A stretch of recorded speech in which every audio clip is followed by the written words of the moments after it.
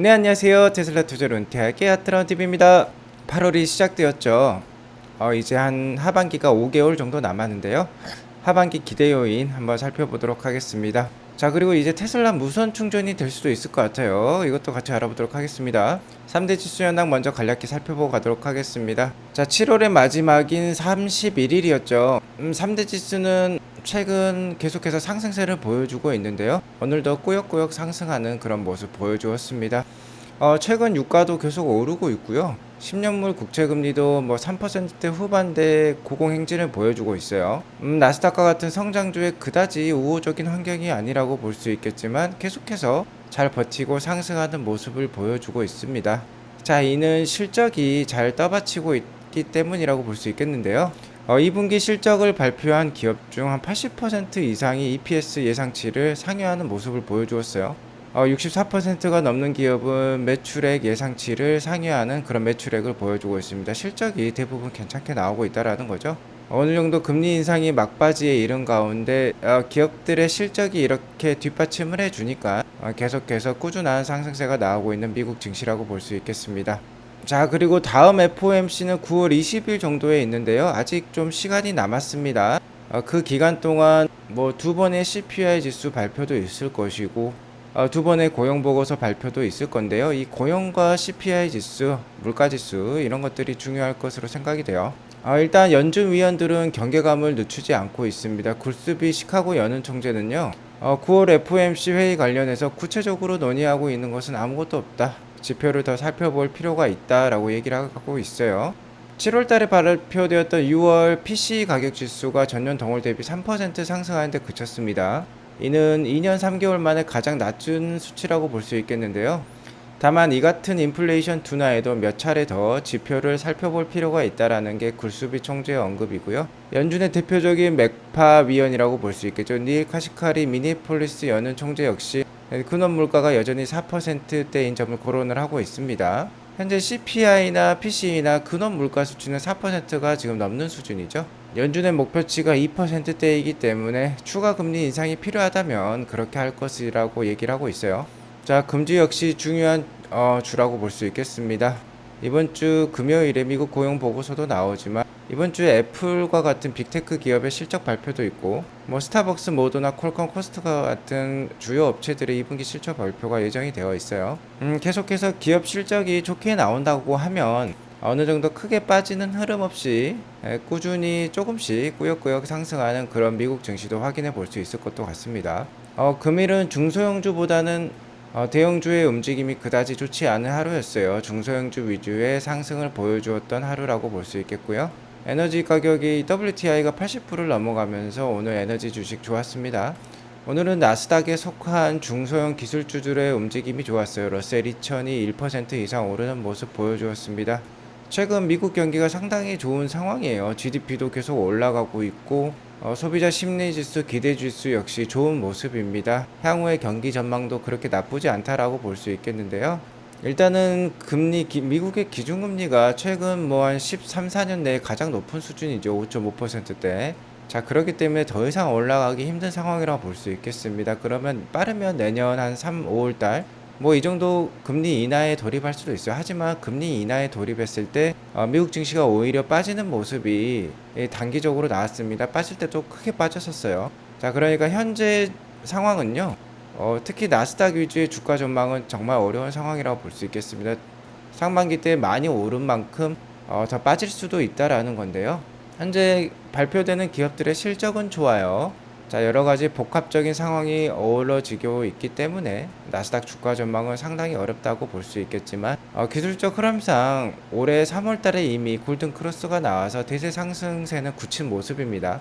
그렇기 때문에 나스닥 위주로 투자를 하신다면 하락 시에 추매로 대응할 필요가 있겠고요. 최근에 러셀 2000 지수와 다우 지수가 나스닥보다 좀 더 좋은 모습 보여주고 있어요. 자, 그러니까 중소형주에 해당하는 러셀 2000, 가치주에 해당하는 다우지수, 그러니까 중소형주 및 가치주 쪽으로도 포트폴리오를 다변화시킬 필요도 있겠다. 향후에 증시 전망이 힘들다면 어느 정도 포트폴리오를 다변화하는 것도 괜찮겠다라고도 말씀을 드릴 수 있을 것 같습니다. 자, 이번 8월 달이 시작되었죠. 8월 달 증시 캘린더 한번 확인해 보고 가겠습니다. 자, 이번 주 목요일 날에는 애플의 실적 발표가 있어요. 아무래도 장 마감 이후에 실적을 발표할 것 같고 금요일 장에 큰 영향을 끼치겠죠. 자, 그리고 금요일에는 장이 시작되기 전에 실업률, 비고용 지수 이런 발표가 있습니다. 미국 고용 보고서 발표가 있고, 다음 주 8월 10일에는 미국 CPI 지수, 그리고 8월 23일에는 엔비디아 실적 발표, 그리고 8월 31일에는 미국 PC 지수 발표가 있어요. 자, 이런 고용과 물가 지수가 다음 달 9월 20일에 있을 FOMC 회의를 결정 지을 수 있겠죠. 그래서 계속해서 잘 트래킹이 필요하다고 볼 수 있겠습니다. 아무튼 이번 주는 주 후반에 좀 주가 움직임이 다이나믹해질 것 같아요. 그리고 CPI 지수 같은 경우는 전월에 헤드라인 CPI가 PCE도 마찬가지고요. 3%대가 나왔어요. 자, 이게 2%대까지 떨어진다라고 하면은 시장에 우호적인 반응이 일어날 수도 있을 것 같습니다. 하지만 이 근원 CPI, 근원 PCE 지수가 중요할 것 같은데요. 이게 아직도 4%대를 보이고 있어요. 이게 3%대로 내려와 준다면은 좀 더 시장의 우호적인 모습이 될 것으로 판단됩니다. 엔비디아 같은 경우는 1분기 실적 발표 때 2분기 실적 가이던스에 대해서 상당히 좋게 전망했었어요. 매출액이 50% 이상 늘어날 수 있다라고 얘기가 나왔었죠. 아무래도 예상치가 높은 만큼 호실적이 발표된다면 나스닥 주가 상승에 도움이 될 것으로 판단이 됩니다. 그리고 AI 대표적인 주식이라고 볼 수 있겠죠.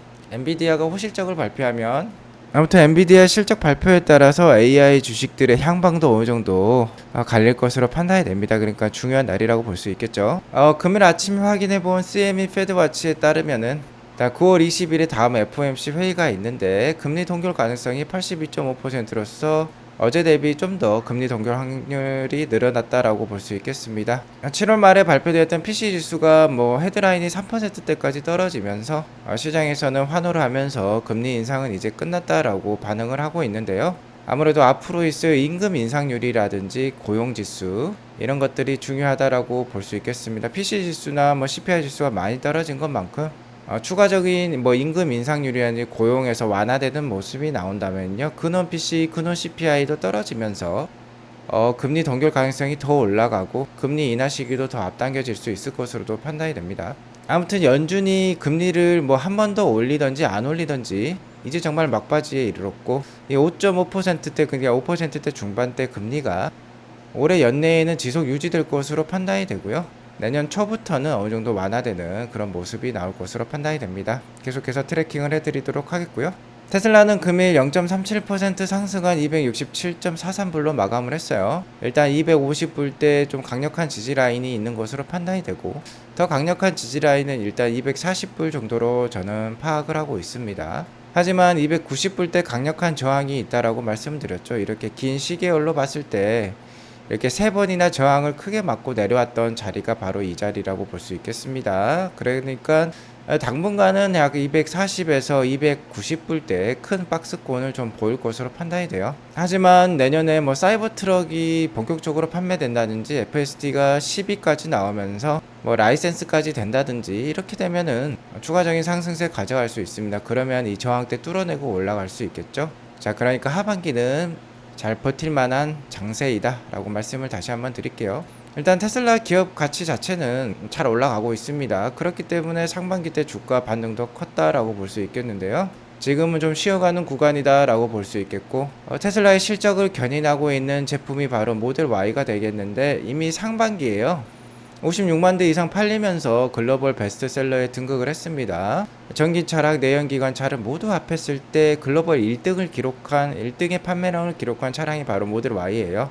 자, 이러한 추세면은 올해 안에 한 110만 대 이상도 팔릴 수 있겠죠. 그럼 110만 대 이상 팔리면은 글로벌 1등이 거의 확정이다라고 볼 수 있겠습니다. 글로벌 1, 2등을 다투는 차량이 토요타 코롤라라 든지 라브4 이런 차량들이라고 볼 수 있겠는데요. 이런 차량들이 연간 100만 대 이상 팔리면서 글로벌 1등에 등극을 하고 있어요. 자, 그렇기 때문에 이제는 정말 올해는 기념비적인 그런 해가 될 것 같습니다. 왜 그러냐면 전기차 단일 차종이 글로벌 베스트셀러에 등극할 수 있는 첫 해가 바로 2023년이라는 거예요. 상징적인 해가 될 것 같고, 이렇게 되면 전기차의 침투율이 상승하면서 테슬라가 가져갈 수 있는 시장 점유율이 더 넓어진다라고도 볼 수 있겠습니다. 모델 Y가 잘 팔리고 있는 가운데 모델 3도 더 잘 팔릴 지금 가능성이 올라가고 있어요. 테슬라의 하반기 첫 번째 호재 요인으로 모델 3 리프레쉬 하이랜드 모델을 꼽겠습니다. 게리 블랙 역시 3분기에 하이랜드가 출시할 것이다 라고 예상을 하고 있는데요. 중국 측 소식에 따르면 이 모델 3 하이랜드가 중국 정부의 승인 과정을 거치고 있다라고 합니다. 자, 그리고 이 승인 절차가 곧 있으면 끝이 날 것이다 라고 얘기를 하고 있어요. 곧 출시가 될 수 있다라는 얘기인데요.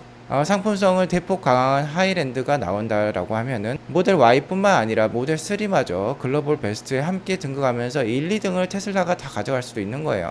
자, 그렇게 되면 당연히 큰 호재 요인이 될 수 있는 게 바로 모델 3 하이랜드 리프레시 모델의 출시라고 볼 수 있겠습니다. 제가 지금까지 방송을 해오면서 이 모델 자체가 외관적으로 보나 내관적으로 보나, 그러니까 인테리어적으로 보나 크게 좋아질 것으로 보고 있고요. 하드웨어 4.0과 함께 새로운 기능들이 대거 들어갈 것이에요. FSD도 훨씬 더 잘 수행할 수 있는 그런 모델이 될 것입니다. 자, 그렇게 되면 판매량 상당히 늘어날 수 있겠죠. 자, 여기에 더불어서 하반기 테슬라 주가를 좌우할 두 번째 이슈가 있습니다.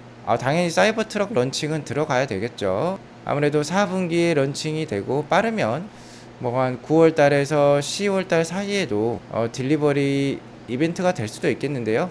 저번 워닝콜 때 충분한 얘기를 해주지 않았어요. 그렇기 때문에 아무래도 뭐 12월 달 정도로도 늦춰질 수도 있습니다. 그러니까 사이버 트럭과 관련된 이슈는 내년으로 넘어갈 수도 있어요. 하지만 그 사이에요. 하반기 때 FSD 관련해서 큰 호재가 나올 수도 있습니다. 일단 어느 정도 스토리 라인이 구성이 되고 있어요.